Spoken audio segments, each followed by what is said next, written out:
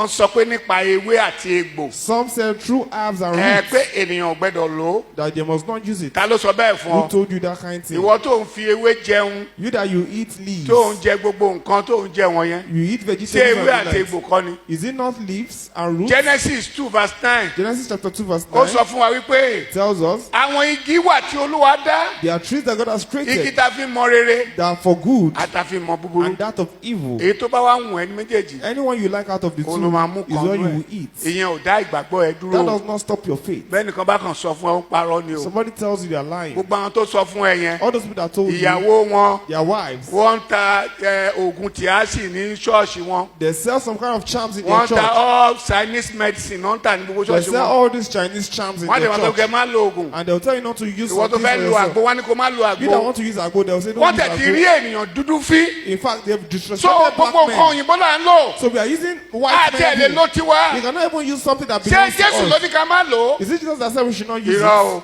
No. Matthew 5. Matthew chapter 5. Verse 17. Verse 17. Jésù ní mi ò wá láti pa nǹkan àwọn aṣíwájú mi Jesus said, I rẹ́. have not come to erase the Bí laws kò of the old ṣe prophet, láti múṣẹ. but to be the Àwọn manifestation. olùaṣíwájú Jésù. What are the leaders? Àwọn Mósè. People like Moses, Àwọn Abraham, àwọn Luke. Gbogbo wọn wọ́n ń lo ewé nígbà tí All those wọ́n. people were using herbs during their time. Jésù ní mi ìwá láti parẹ́. Jesus said, I did not come to erase So it. o lè lò ó. So you can use Ìyẹn ò it. dí ìgbàgbọ́ ẹ That dúró. does not stop your Ibi tí faith. Bible parí sí. Where the Bible Ìwé ended, Ìfihàn 22. Revelation 22. Bible tiẹ̀ láàyè The wa Bible gan explained it to bẹ̀. Láti us. 1 to 9. From chapter 1 to 9. Ẹ rí dáadáa.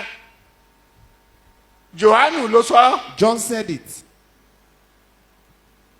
Ó ní igi iyè kan wà. There's a tree of Tó ń life so oríṣiríṣi. that bears Ewé different rẹ̀ kind wà of fruit. fún ìmú orílẹ̀-èdè lára The dá. leaf is for the healing of Ẹni nations. tó bá lo ẹ̀gún kì yóò sí If mọ́. you use it, there won't be curses on your life again. Níbo ló ti wá? Where did it come Látẹ̀dọ̀ from? Ọlọ́run àti ọ̀dọ́ àgùntàn. From God and the Lamb. Àwọn màlẹ́kà ló sọ It was the angels that said it. sí etí Jòhánù. That was John.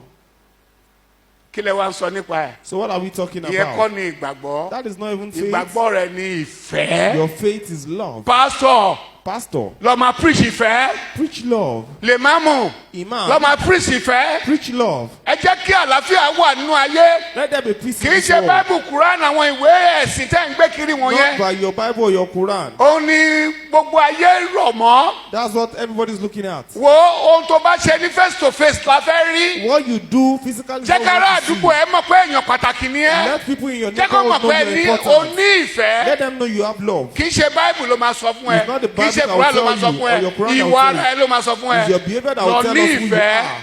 Má fi Bible tán ènìyàn. Don't use Bible to Má fi deceive Quran people. tán Don't ènìyàn. use Quran to deceive people. Lọ jẹ́ ní tó ń fi àlàáfíà sí ìlú. Be somebody that preaches Má about bà ìlú love jẹ́. and peace. Má pa ènìyàn. Don't kill Má people. jẹ́ kí ẹ̀jẹ̀ ti ọwọ́ rẹ bọ́lẹ̀. Don't let people lose their life through Nífẹ̀ẹ́ your ará hands. àdúgbò rẹ. Love your neighbor. Ará ilé rẹ. Love your neighbor. Ìwọ tó pera ẹ pásọ̀. You're a pastor. Tó pera ẹ ní imam. Or imam. Ìyá ẹ àti bàbá ẹ ò ń bá wọn jà. Your father and your mother, you're Àwọn fighting àbúrò with them. ẹ̀gbọ́n ẹ ọ̀tá níyín. Your siblings, you're Ó all de wá enemies. ó wá ń preach ó wá ń sọ ìwàásù fún You are èmi. preaching to me. Ó tún lé ẹ ṣe. You are not Ó fẹ́ amending your tún ìta own. ṣe. You want to amend outside. Mo bọ̀ ẹ́. I implore Lọ you this tún ilé morning. rẹ ṣe. Amend your home. Lórúkọ Jésù. In the name of Jesus. Orí ẹ ò ní dàrú o. Amen. Nítorí pé tó bá ti ń jà nítorí ẹ̀sìn orí ẹ dàrú.